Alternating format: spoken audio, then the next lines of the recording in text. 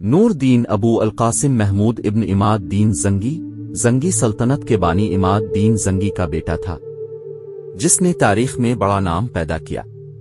नूर दीन फरवरी 1118 ईस्वी में पैदा हुआ और 1146 से 1174 तक 28 साल हुकूमत की।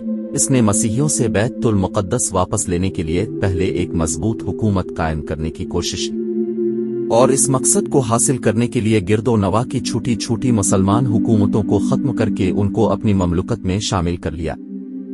शुरू में नूर दीन का दारुल हुकूमत हलब था।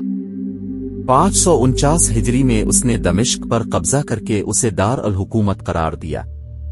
उसने सलीबी रियासत उन्ताकिया पर हमले करके कई कलों पर कब्जा कर लिया और बाद अज़ां रियासत एडिसा पर मुसलमानों का कब्जा खत्म करने की ईसाइयों की कोशिश को भी नाकाम बना दिया।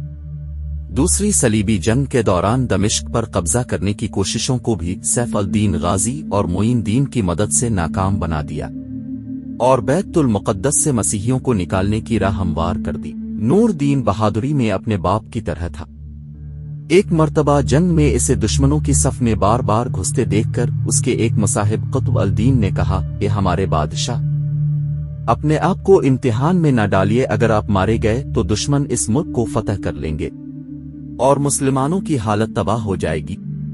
नूर अल दीन ने ये बात सुनी तो इस पर बहुत नाराज हुआ और कहा, कुतुब अल दीन, ज़बान को रोको, तुम अल्लाह के हुजूर गुस्ताखी कर रहे हो। मुझसे पहले इस दीन और मुल्क का मुहाफिज अल्लाह के सवा कौन था? नूर अल दीन ने शरीयत की खुद पाबंदी की और अपने साथियों को भी पाबंद बनाया। उन्हें देखकर दूसरों ने तकलीद की, जिसकी वजह से अवाम में इस्लाम पर अमल करने का जज्बा पैदा हो गया और लोग खिलाफ शर कामों के जिक्र से भी शर्माने लगे। नूर अल दीन सिर्फ एक फातेह नहीं था बल्कि एक शफीक हुक्मरान और इल्म परवर बादशाह था। उसने सल्तनत में मदरसों और हस्पतालों का जाल बिछा दिया। इसके इंसाफ के किस्से दूर दूर तक मशहूर थे। वो बड़ी जाती जिंदगी गुजारता था। बैत अलमाल का रुपया कभी जाती खर्च में नहीं लाया। माल गनीमत से इसने चंद दुकानें खरीद ली थीं, जिनके किराए से वो अपना खर्च पूरा करता था। उसने अपने लिए बड़े बड़े महल तामीर नहीं किए बल्कि बैत अलमाल का रुपया मदरसों, शिफाखानों और मुसाफिर खानों के कायम करने और रिफा आम्मा के दीगर कामों में खर्च करता। दमिश्क में उसने एक शानदार शिफाखाना कायम किया था जिसकी दुनिया में मिसाल न थी।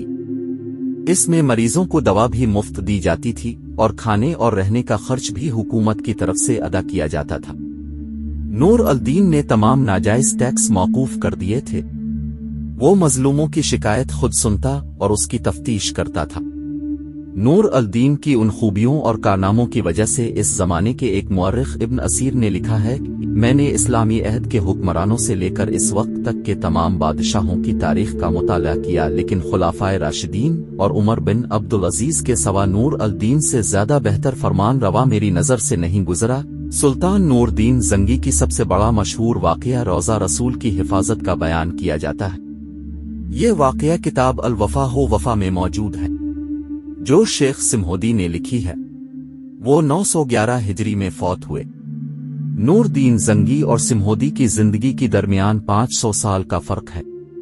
ये किताब अल वफा हो वफा नूर दीन जंगी के वफात के 500 साल बाद लिखी गई। सिमहोदी ने यह वाक़या 500 साल बाद बगैर किसी सनद के बयान किया है, जिस पर यकीन करना मुश्किल है। मिस्र पर कब्जा करने के बाद नूर दीन ने बैतुल मुक़द्दस पर हमला करने की तैयारियां शुरू कर दी। बैतुल मक़दस की मस्जिद उम्र में रखने के लिए इसने आला दर्जे का मिंबर तैयार करवाया। इसकी ख्वाहिश थी कि फतह बैतुल मुक़द्दस के बाद वो इस मिंबर को अपने हाथों से रखेगा, लेकिन खुदा को ये मंजूर ना था। नूर दीन अभी हमले की तैयारियां ही कर रहा था कि जंगी को हश्शा शैन ने जहर दिया, जिससे इनके गिले में सोजिश पैदा हो गई, जो कि उनकी मौत का बाइस बनी। 15 मई 1174 ईस्वी को उनका इंतकाल हो गया। इंतकाल के वक्त नूर दीन की उम्र 58 साल थी। वीडियो को लाइक और शेयर करें और चैनल को सब्सक्राइब करें।